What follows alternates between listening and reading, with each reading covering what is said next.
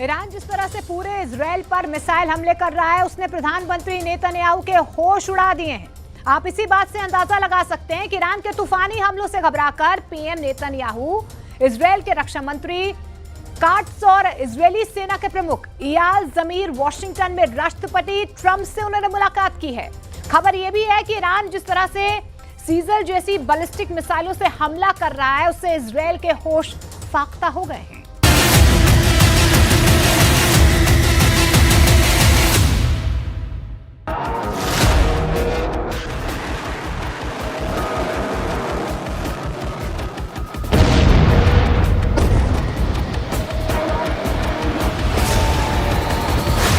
Iran का Sejjil missile से हमला, कतर से भागे अमेरिका के 40 जेट।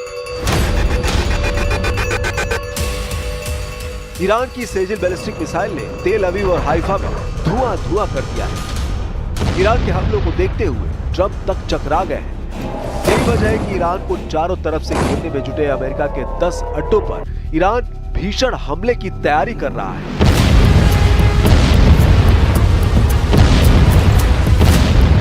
ईरान की तसन्निम न्यूज का दावा है कि ईरान ने अमेरिका के मिडिल ईस्ट में मौजूद 10 अड्डों को तबाह करने का प्लान बना लिया है। यही वजह है कि अमेरिका ने इराक के बगदाद में सैनिक बेस को तेजी से खाली करना शुरू कर दिया है, जबकि कतर में मौजूद अमेरिका के सैन्य अड्डे पर तैनात 40 जेट में से 37 जेट को अमेरिकी सेना ने ईरान हमले के डर से हटा दिया है। ईरान ने 19 जून 2025 को इजराइल पर सेजिल मिसाइल दागी, जो 2 चरण वाली ठोस ईंधन बैलिस्टिक मिसाइल है। इसकी रेंज 2000 किलोमीटर और वॉरहेड 500 से 700 किलोग्राम है। ये इसका पहला युद्धक इस्तेमाल था। इजराइल ने इसे नष्ट करने का दावा किया। ईरान का यह हमला एक रणनीतिक संदेश था, जिससे क्षेत्रीय तनाव बढ़ सकता है।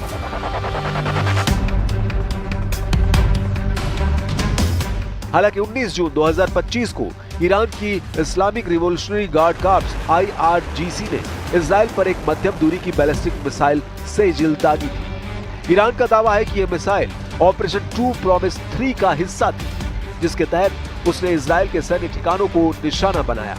अब आप जरा इस मिसाइल की खासियत जान लीजिए।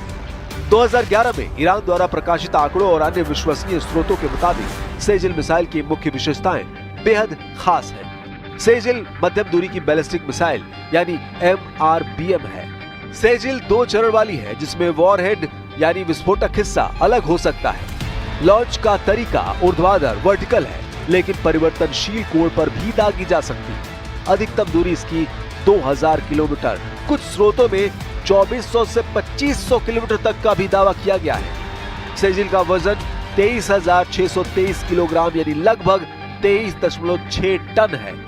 इसकी लंबाई 17.57 मीटर, कुछ स्रोतों में 18 मीटर तक का भी दावा किया गया है। सेजिल का व्यास 1.25 मीटर है। वॉरहेड का वजन 500 से 700 किलोग्राम, कुछ स्रोतों में 1000 किलोग्राम तक बताया गया है। सेजिल की गति मैक 13 है, यानी लगभग 17,000 किलोमीटर प्रति घंटा है। सेजिल मिसाइल परमाणु हथियार ले जाने में सक्षम है।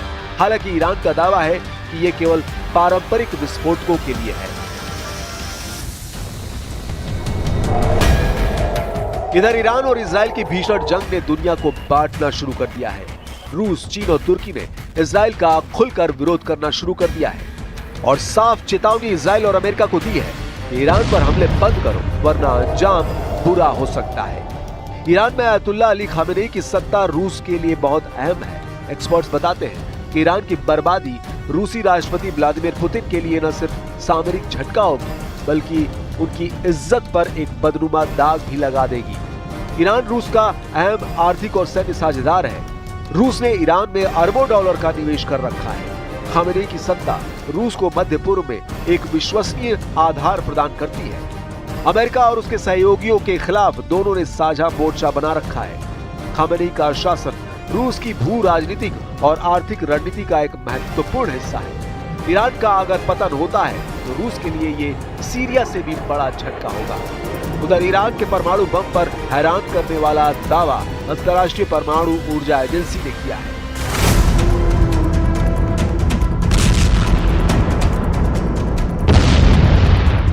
अंतर्राष्ट्रीय परमाणु ऊर्जा एजेंसी यानी IAEA ने 19 जून को कहा कि ईरान परमाणु हथियार बनाने की कोशिश कर रहा है, इसका कोई सबूत नहीं मिला है।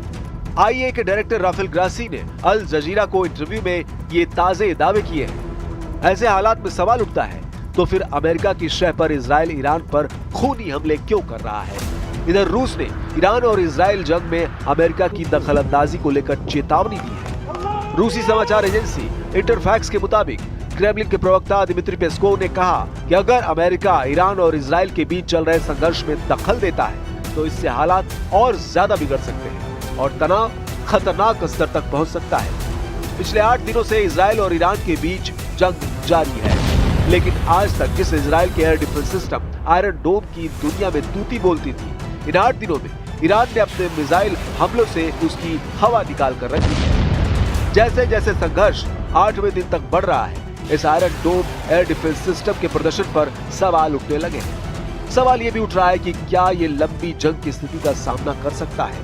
अल जजीरा की रिपोर्ट के अनुसार 19 जून को ईरान ने हाइफा और तेल अवीव में सैन्य अड्डों पर मिसाइलों और ड्रोनों के साथ हमलों की एक नई लहर की पुष्टि की। इस माहौल में तनाव बढ़ गया और ये डर पैदा हो गया कि दबाव में इजराइल का ये एयर डिफेंस सिस्टम टूट सकता है, बेकार पड़ सकता है। इधर अमेरिका से एक चौंकाने वाली रिपोर्ट सामने आई है। न्यूयॉर्क टाइम्स की एक रिपोर्ट के मुताबिक अमेरिका का मानना है कि ईरान अब परमाणु हथियार बनाने की पूरी क्षमता रखता है। व्हाइट हाउस के प्रेस सचिव कैरोलिन लेविट ने कहा कि अगर ईरान के सर्वोच्च नेता अयतुल्ला अली खामेनेई आदेश दे दे तो ईरान कुछ ही हफ्तों में परमाणु बम बना सकता है। लेविट ने कहा कि ईरान के पास परमाणु हथियार बनाने के लिए जरूरी हर चीज मौजूद है, अब बस उन्हें अपने नेता के हाँ कहने भर की देर है। उन्होंने ये भी कहा कि अगर ईरान ऐसा करता है तो इससे सिर्फ इजराइल नहीं बल्कि अमेरिका और पूरी दुनिया की सुरक्षा को खतरा होगा। इजराइल की जासूसी एजेंसी मोसाद का कहना है कि ईरान 15 दिन में परमाणु बम बनाकर हमला कर सकता है। CIA निदेशक ने कहा कि तेहरान परमाणु हथियारों के बहुत करीब है। I have a message directly from the president, and I quote, "Based on the fact that there's a substantial chance of negotiations that may or may not take place with Iran in the near future, I will make my decision whether or not to go within the next 2 weeks." That's a quote directly from the president for all of you today. अब ऐसे हालात में आप अंदाजा लगा सकते हैं कि ईरान के साथ जिस मजबूती से रूस और चीन खड़े हो गए हैं, ऐसे हालात में इजराइल अमेरिका के बिना ये जंग कभी नहीं जीत सकता है। अब अगर अमेरिका जंग में कूदता है तो परमाणु जंग को टालना बेहद मुश्किल होगा।